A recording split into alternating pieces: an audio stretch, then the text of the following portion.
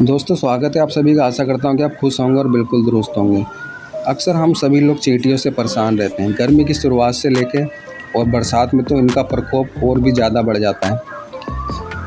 चाहे आपका बगीचा हो या फिर रसोई या घर, हर जगह आपको चींटियाँ दिखने लगती हैं। तो इनके कुछ फ़ायदे भी हैं और नुकसान भी हैं। नुकसान ज़्यादा हैं दोस्तों, फ़ायदे कम हैं। चींटियाँ दोस्तों मकड़ी, खटमल, पिस्सू, मक्खी, सिल्वर फिश, मोथ आदि कीड़ों मकोड़ों के लार्वा को खा जाती हैं, जिससे इन कीटों पर नियंत्रण होता है। तो ये तो दोस्तों हो गया चींटियों को फ़ायदा, और इसका नुकसान भी है। गार्डन में सबसे बड़ा नुकसान दोस्तों, मिट्टी के अंदर घर बना लेती हैं और उसी में अंडे भी दे देती हैं पोट के अंदर। उसके अलावा पौधों की जड़ों को नुकसान पहुंचा सकती हैं, और ये हमारी प्लांट की पत्तियों को भी खा जाती हैं, और सब्जी के जो पौधे होते हैं उन्हें भी काफ़ी नुकसान पहुंचाती हैं। और एक सबसे बड़ा नुकसान जो है इनका, वो ये है कि दोस्तों ये मिली बग का विस्तार बहुत करती हैं। अगर आपके एक प्लांट में मिली बग है और अगर चींटियाँ आ रही हैं, तो आपके जितने भी प्लांट होंगे आसपास सभी में मिली बग आ जाएंगे। कारण ये कि उनके अंडे को इधर से उधर ले जाके स्थानांतरित करते रहती हैं, जिससे कि मिली बग एक जगह से दूसरी जगह फैलते रहते हैं और ये पूरे आपके पौधों पे फैल जाते हैं। तो अगर आप मिली बग की समस्या से पीड़ित हैं तो ये वीडियो देखना आपके लिए बहुत ज़रूरी है। उसके लिए सबसे पहले आपको चींटियों को भगाना ही होगा। अगर आप चाहते हैं कि आपको मिली बग को कंट्रोल करना है, तो सबसे पहले आपको एक बात समझनी होगी। चींटियों में दोस्तों फेरोमोन्स हार्मोन्स पाया जाता है, जिसे हम केमिकल या फिर रसायन बोल सकते हैं। ये अक्सर कीट पतंगे इसका इस्तेमाल करते हैं। कीट पतंगे और चींटियाँ संकेतक के रूप में एक दूसरे को रास्ता बताने के लिए या फिर भोजन की तलाश में। तो आपने अक्सर देखा होगा चींटियाँ एक कतार में चलती हैं। क्यों चलती हैं? क्योंकि जो पहली चींटी होती है वो फेरोमोन्स हार्मोन छोड़ती है, उसी का अनुसरण करते हुए बाकी चींटियाँ भी उसके पीछे पीछे चलती रहती हैं। इस वजह से दोस्तों एक झुंड सा और भीड़ सा इकट्ठी हो जाती है चींटियों की, जो किसी को भी परेशान कर सकती है। तो मैं आपको ऐसे पदार्थ बताने वाला हूँ आज, जो हमारे घर में ही मौजूद हैं। कुछ ऐसी चीज़ें जो इनका फेरोमोन्स का प्रभाव जो है केमिकल का, उनको कम कर देती हैं या फिर हटा देती है पूरी तरह से, जिसकी वजह से चींटियाँ अपना रास्ता भटक जाती हैं और भाग जाती हैं, एक जगह इकट्ठी नहीं हो पाती झुंड में। तो दोस्तों मैं एक दो उपाय नहीं बताने वाला हूँ, इतने उपाय बताने वाला हूँ कि आपने विश्वास भी नहीं किया होगा। तो चलिए शुरुआत कर लेते हैं। दोस्तों हमारे घर में बहुत से ऐसे मसाले पाए जाते हैं जिनका प्रयोग करके हम चींटियों को भगा सकते हैं, उनसे छुटकारा पा सकते हैं। तो सबसे पहला इसमें दोस्तों आता है लौंग।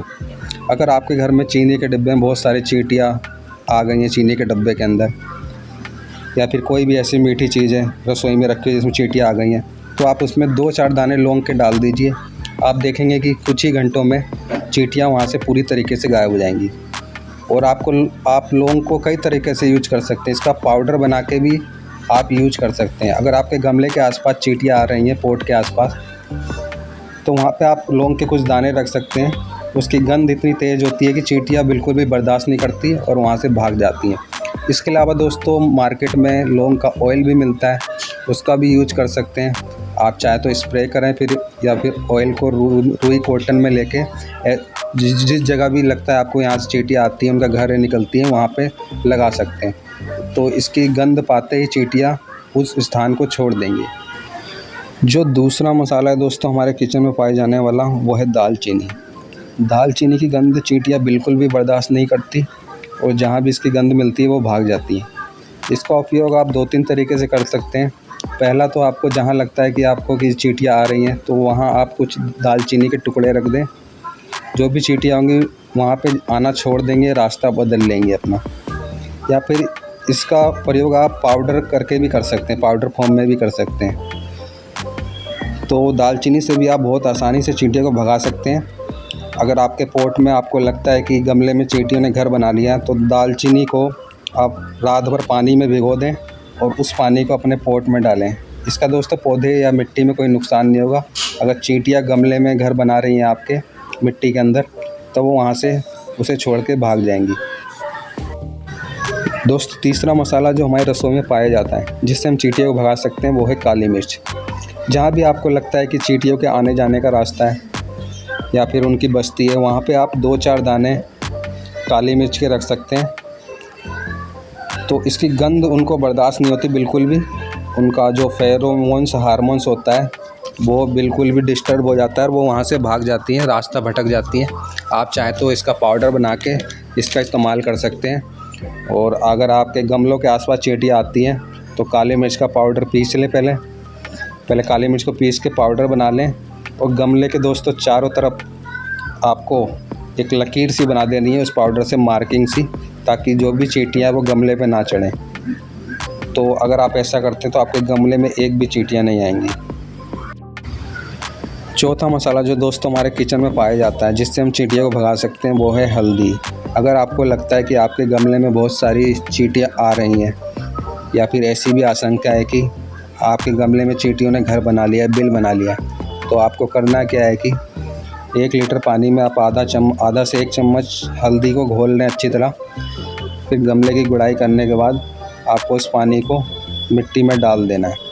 अगर आपके गमले में चींटियाँ होंगी तो भाग जाएंगी, अगर नहीं है तो आएंगी ही नहीं। और दूसरा फ़ायदा ये होगा इससे कि अगर आपकी मिट्टी में किसी प्रकार का फंगस वगैरह है तो वो दूर हो जाएगा।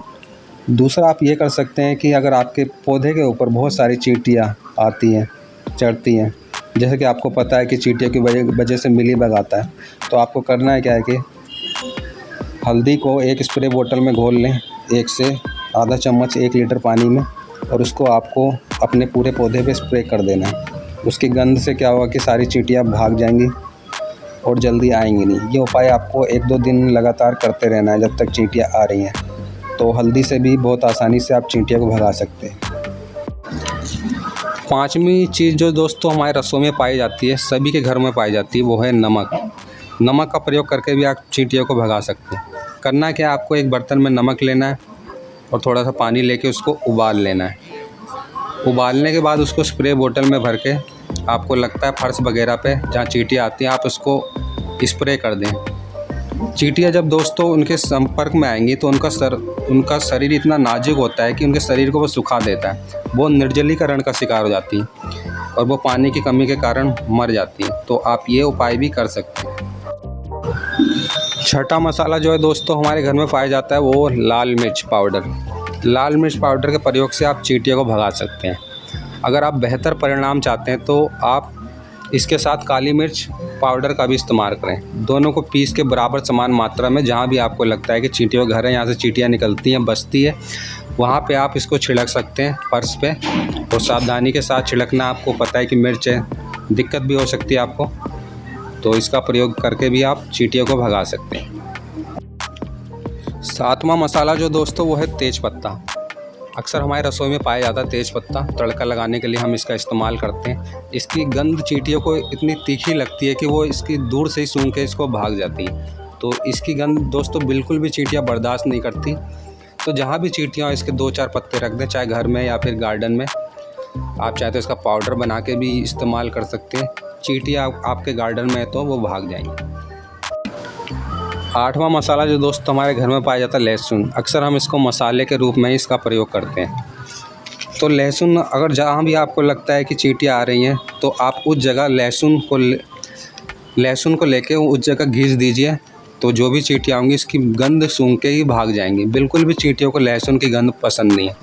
जैसे कि बहुत से इंसानों को भी लहसुन की गंध पसंद नहीं है, उसी तरह चींटियों को भी, सभी चींटियों को लहसुन की गंध पसंद नहीं है। उसके अलावा आप चाहें तो लहसुन की 2-4 कलियाँ रख दें, जहाँ भी चींटियों का घर वगैरह बिल हो तो वो चींटियाँ आना बंद हो जाएंगी हमेशा के लिए। तो दोस्तों मैं पार्ट 2 बनाऊँगा। पार्ट 1 था, बहुत सारे उपाय थे तो बताना मेरे लिए मुश्किल हो जाएगा, तो इसके लिए मैं पार्ट 2 बनाऊँगा। पार्ट 2 भी आप ज़रूर देखिएगा। वीडियो देखने के लिए आप सभी का बहुत बहुत धन्यवाद।